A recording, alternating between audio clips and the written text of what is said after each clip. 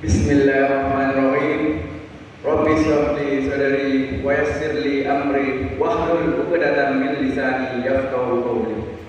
Assalamualaikum warahmatullahi wabarakatuh. Alhamdulillah, alhamdulillahilladzi waffaqana li tariqil huda war rasyad wa ja'alana fi darid da'wati wal irsyad.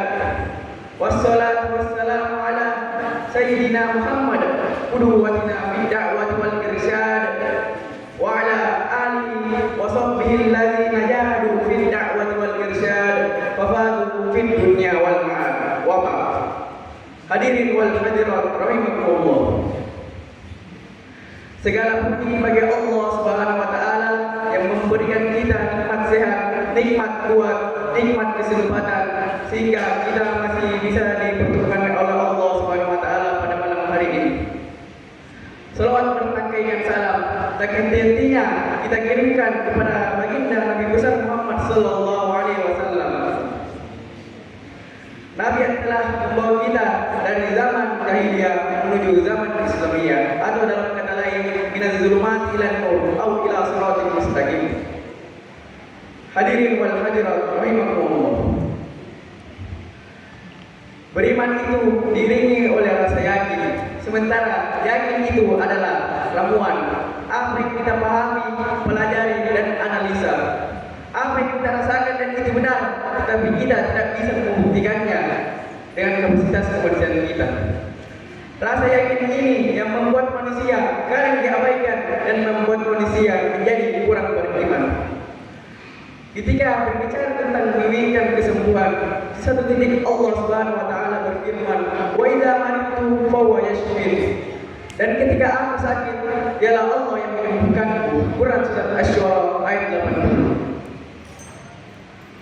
Ada orang yang terkena penyakit dan menginginkan kesembuhan, tetapi dia lupa bahwa sebenarnya yang memberikan kesembuhan adalah Allah Subhanahu wa taala.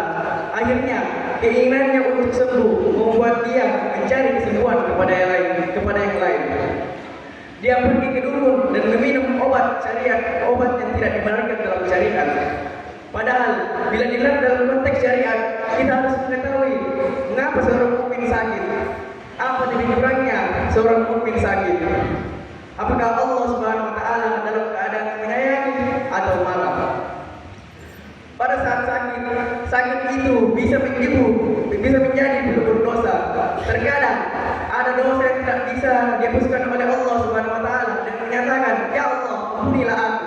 Tetapi dosa tersebut hanya bisa dihapuskan melewati ujian berupa sakit, kecelakaan waktu kerja, atau dia harus mencari rezeki yang halal. Maka Allah Subhanahu wa taala menghapuskan dosa tersebut.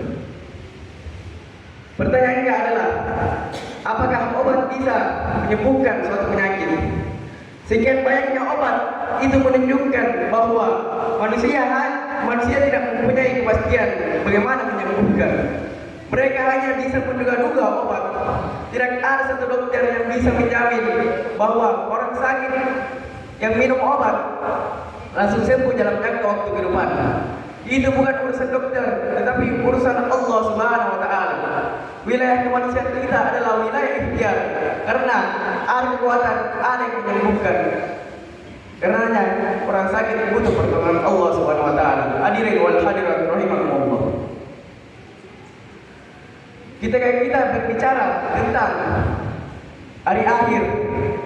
Rentetannya itu dari sakit sampai surga atau dari sakaratul maut sampai surga.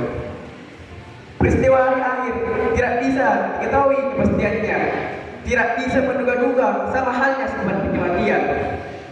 Suatu ilustrasi, kita hidup menuju garis batas ajal. Kita tidak mengetahui kapan kita melewatinya. Suka tidak suka, kita harus melewatinya. Banyak yang sudah melewatinya dan banyak yang sebenarnya belum selesai dengan urusannya di dunia. Bagaimana kita seorang muslim menyikapi kematian? Kullu nafsin dha'iqatul maut. Setiap yang bernyawa pasti akan mati. Wa innama tuwaffawna ujurakum yaumal qiyamah. Dan pada hari kiamat sajalah diberikan dengan sempurna balasanmu. Fama dzutiya anin nar. Barang siapa dijauhkan oleh Allah dari neraka, wa udkhilal jannata faqad faz.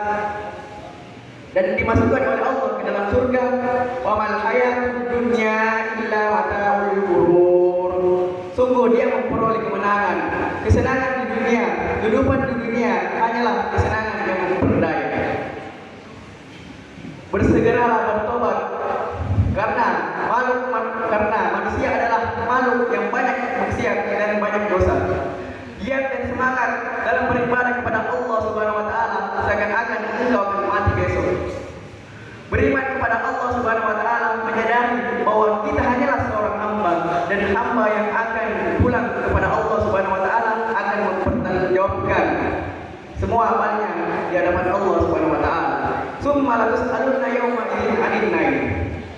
Dan pada hari itu kamu akan ditanya tentang kenikmatan yang megah di dunia itu. Hadirin wal hadirat rahimakumullah. Demikianlah ceramah singkat yang saya bawakan pada malam hari ini. Kurang dan lebihnya mohon dimaafkan. Unzur maqala wa la tanzur maqila. Lihatlah apa yang dikatakan dan jangan lihat siapa yang mengatakan. Akhirul kalam wabillahi